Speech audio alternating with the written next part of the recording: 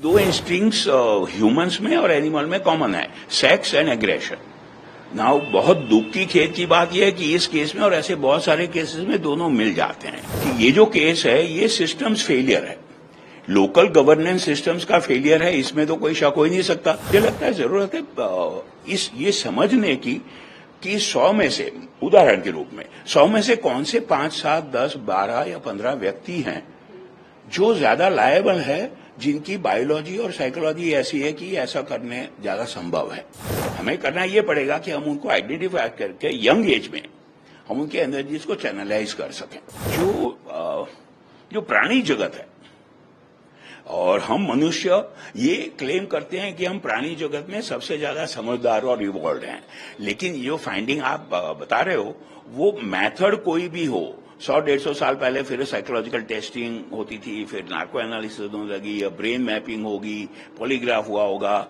Methods technologically अलग अलग हो सकते हैं, लेकिन जो तथ्य की बात जैसे आपने कहा यह है कि वो जो प्राणी सहज इंस्टिंक्ट है वो बेलगाम हो जाती है। फ्रॉइड ने कहा था करीब 100-125 साल पहले कि दो इंस्टिंक्ट्स ह्यूमंस में और एनिमल में कॉमन है, सेक्स एंड एग्रेशन।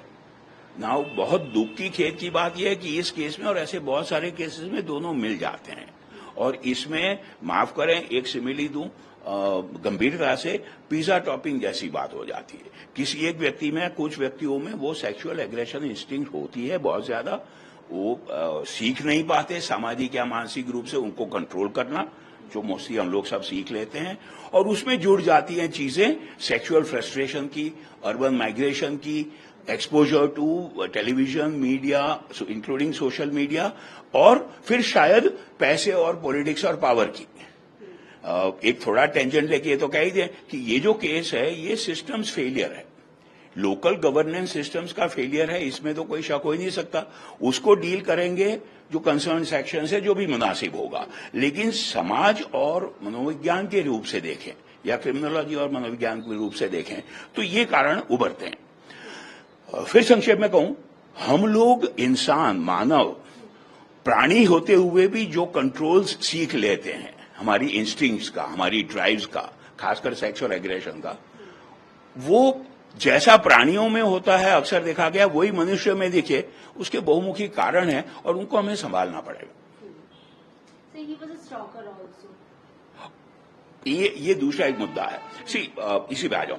अक्सर मुझे इसका बड़ा दुख रहता है, और हमने थोड़ी कोशिश की है कुछ एनजीओ से स्टडीज करने की, उनको उन पे प्रोग्राम लागू करने की, लेकिन ज्यादातर विश्व भर में और इंडिया में ये हो रहा है कि इवेंट होने के बाद हम उसकी एनालिसिस करने लगते हैं उस व्यक्ति की, या ऐसा क्यों होता है। अच्छा भाई 50 ऑफेंडर्स को हमने स्टडी कर लिया, ठीक है, अच्छी बात है, उसका भी फायदा हो सकता है। एक तो ये कि दूसरे व्यक्तियों को डिस्करेज करे, एक थोड़ा भय फैले अगर जस्टिस ठीक हो, ये सब अपनी जगह ठीक है, लेकिन मुझे लगता है जरूरत है ये समझने की कि 100 में से, उदाहरण के रूप में 100 में से कौन से 5, 7, 10, 12 या 15 व्यक्ति हैं जो ज्यादा लायबल है, जिनकी बायोलॉजी और साइकोलॉजी ऐसी है कि ऐसा करने ज्यादा संभव है। तो हमें उनको तिरस्कृत बिना किए, ना कोई स्टिग्मा लगाए, ना कोई लिमिटेशन लगाए, क्या हम उनको आइडेंटिफाई करके उनको मदद कर सकते हैं कि उनकी जो इंस्टिंक्ट्स है, उनकी जो ड्राइव्स हैं, वो सुचारू रूप से चैनलाइज हो। ये प्रोग्राम्स होने लगे हैं वेस्टर्न कंट्रीज में, पाश्चात्य देशों में होने लगे हैं। और यहाँ एक बात और कह दूं, देखिए विश्व भर में अगर थोड़ा सा भारत से ऊपर उठ के देखें तो 2-4 प्रकार के सिस्टम्स हैं जहां जिसको एग्जामिन किया जाए ऐसे क्राइम्स के बारे में। या तो वेल डेवलप्ड, वेल एडमिनिस्टर्ड छोटे देश हैं, फिनलैंड, नॉर्वे, स्वीडन, वहां कंट्रोल हो गया है, या टोटलिटेरियन रेजिम्स हैं, सिंगापुर, गल्फ, यूएई और ये सब, वहां कंट्रोल हो गया। जो खुले समाज के, लोकतंत्र के, खुले समाज के लोगों को फ्रीडम देने वाले समाज और सोशो पॉलिटिकल सिस्टम है, वहां हमें और गहरी कोशिश करना होगी साइंस की मदद से, क्योंकि ना तो हम मॉडल 1 अप्लाई कर सकते हैं, ना मॉडल 2 अप्लाई कर सकते हैं। तो हम जो खुले लोकतंत्र के लोगों को छूट देने वाले समाज हैं, वहां पे एक बार फिर कहूं, हमें वैज्ञानिक रूप से मिलजुल के कोशिश ये करना होगी हर कस्बे में, हर छोटे जगह पे, फिर कहूंगा नेगेटिविटी ना हो। प्रोफाइलिंग जब कहते हैं तो नेगेटिविटी हो जाती है। 10 जनों की लिस्ट बन गई, न उनके साथ कोई बैठेगा, न कोई खाना खाएगा, न उनको काम मिलेगा। परिवार से और समाज से वो तिरस्कृत होके और ऐसा करेंगे, तो हमें ये नहीं होने देना।